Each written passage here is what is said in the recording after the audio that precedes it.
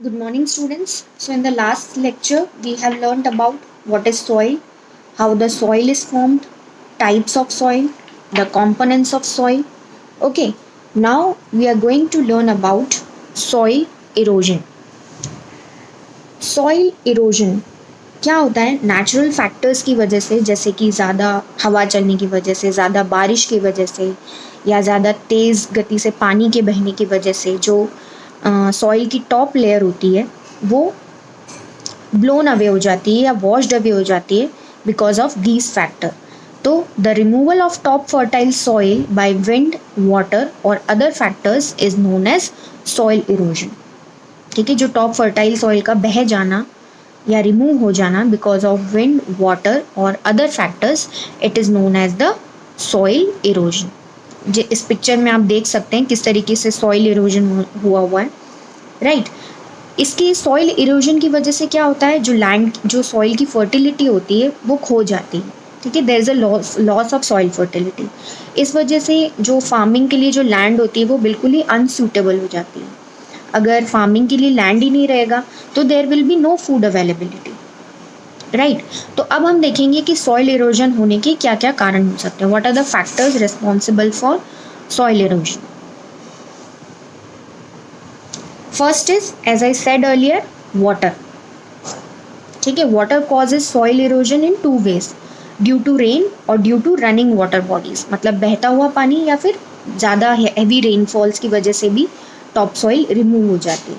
ठीक है, इसका ज़्यादा इफेक्ट हिली रीजन्स पे आ सकता है क्योंकि वाटर की जो स्पीड होती है वो हिल्स के ऊपर ज़्यादा तेज़ होती है. There will be a great speed down the hills.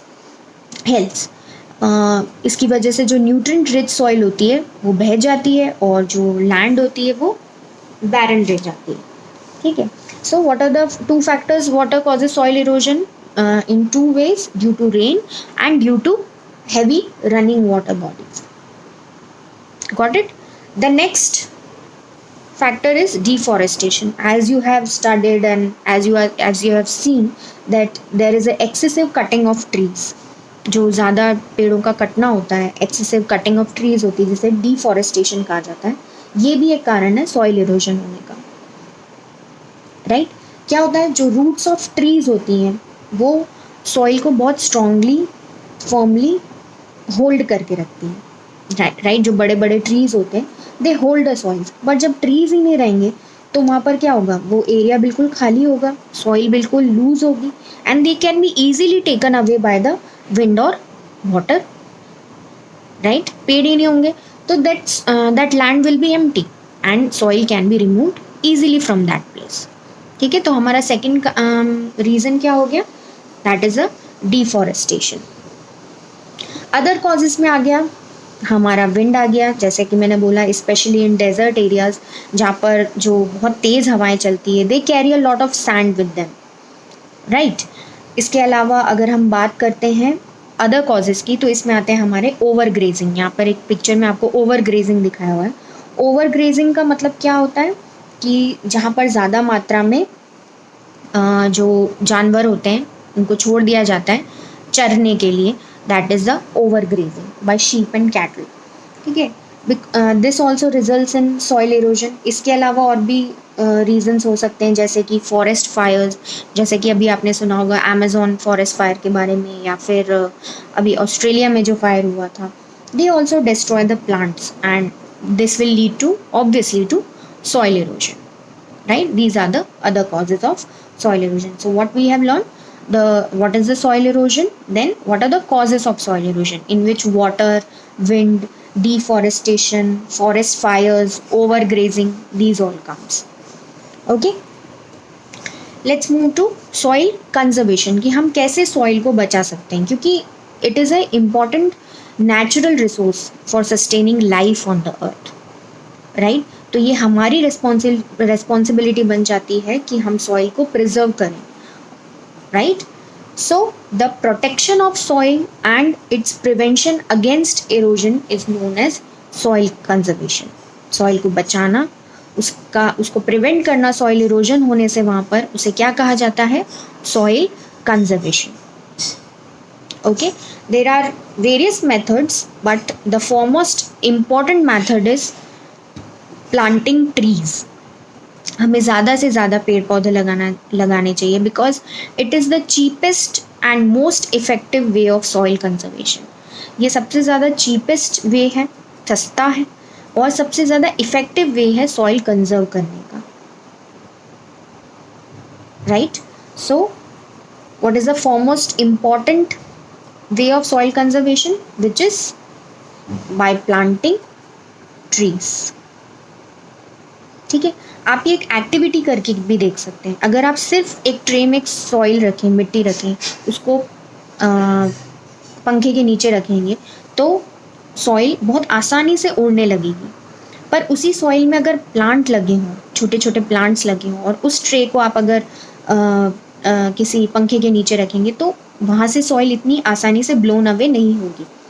ठीक है, ये भी आप करके देख सकते हैं। ओके, सो सॉइल कंजर्व करना हमारे लिए बहुत ज़रूरी है। ठीक है, first and foremost important way is planting trees. Next is terrace farming. Terrace farming is shown in this picture. It is a very efficient method of soil conservation.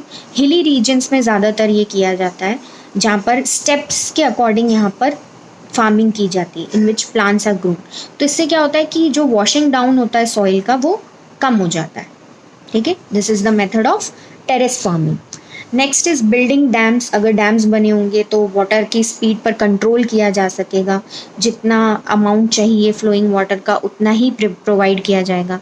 So building dams is also a method to conserve the soil. So what we have learned, soil conservation and how we can conserve the soil by planting trees, by terrace farming, by building dams। इसके अलावा जो over grazing होती है उसको भी हम particular area में रखें, और उसको भी हम जहाँ पर लैंड पे हम उसको प्रोवाइड कर सकते हैं वहाँ पर करके, right.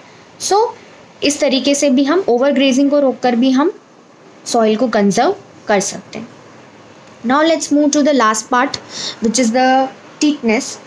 Tetanus is a disease caused by in human beings by the microorganisms present in the soil। ठीक है, जो सॉइल में कुछ माइक्रो ऑर्गेनिजम्स ऐसे होते हैं जो टीटनेस जैसी डिजीज प्रोड्यूस कर सकते हैं इन ह्यूमन बींग्स। ठीक है, it is basically infection. Tetanus को लॉक जॉ भी कहा जाता है।